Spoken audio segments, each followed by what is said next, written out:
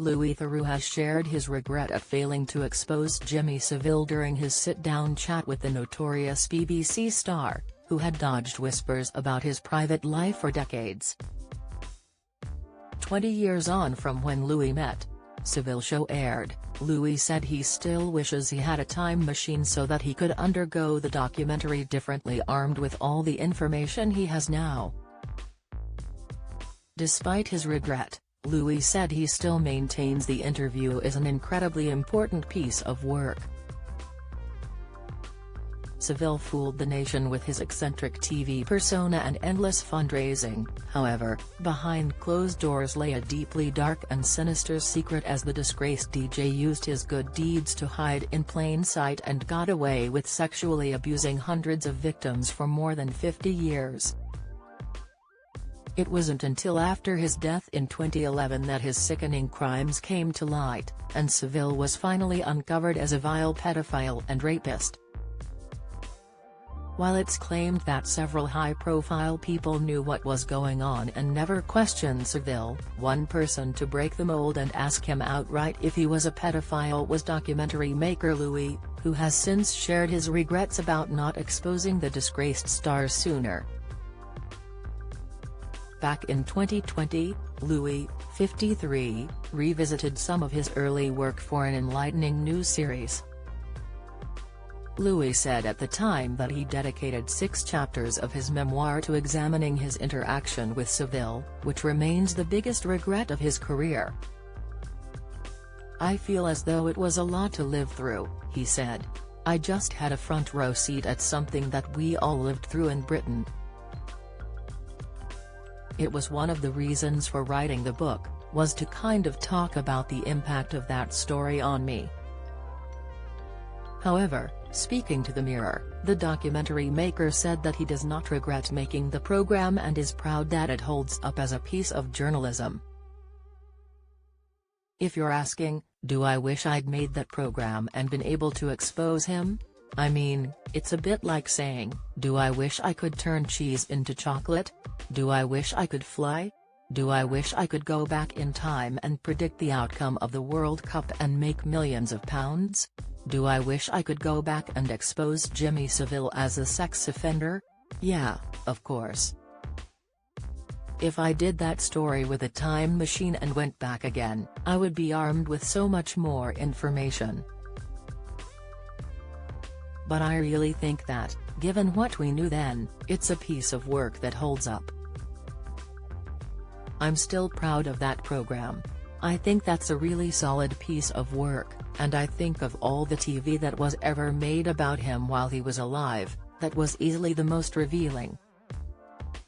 Louis said he was glad that the conclusion of the 2000 program, which he followed up in 2016 after Savile was finally exposed as one of Britain's most prolific sex offenders, was that the tracksuit-wearing TV presenter was odd, creepy and secretive.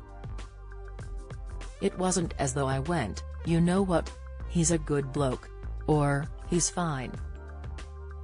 Clean bill of health. At the end I was like, he's mystifying.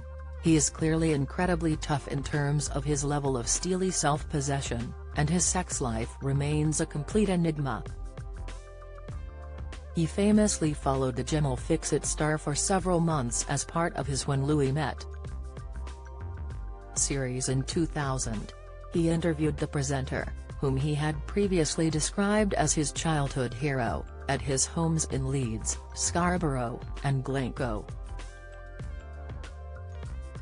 When he was alive, the entertainer, who died aged 84, faced multiple allegations of sexual offences. However, they were all dismissed. He even made disturbing jokes about the rumours in live interviews.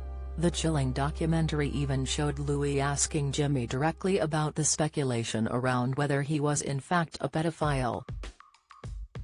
In response, Savile gave a chilling reply, putting the blame on society. "We live in a very funny world," he said. "And it's easier for me, as a single man, to say I don't like children because that puts a lot of salacious tabloid people off the hunt. How do they know whether I am a pedophile or not? How does anybody know whether I am? Nobody knows whether I am or not. Brazenly lying, he added, I know I'm not.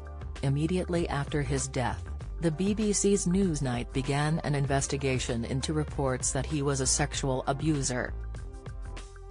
The full extent of his crimes was later revealed in a 2013 report, which recorded 214 criminal offences committed by the star, some of which took place at hospitals, including Great Ormond Street in London and Wheatfields Hospice in Leeds. Savile's offending is thought to have started in the mid-1940s, when Savile was in his late teens or early 20s, and lasted until 2009, 2 years before his death. A 2016 report into his abuse found staff at the BBC missed numerous opportunities to stop Savile. In 2020, when Louis created the second documentary in 2016 interviewing some of Savile's victims, said he was still proud of the first documentary but wished he could have exposed Savile. He had previously described the encounter as the strangest and most upsetting event I've ever been involved in. I've watched it since the revelations came out and am struck by how much is there. It's very far from soft journalism. He added, we all knew he was doing some act. He would more or less invite people to believe he had secrets. In recent weeks, the nation has been gripped by the Savile scandal once again thanks to the chilling new BBC One series, The Reckoning, which sees actor Steve Coogan play Savile. Viewers of the 4-part series have said they felt sick to their stomachs after watching Coogan's eerily similar voice and mannerisms as Savile's hideous sex crimes played out.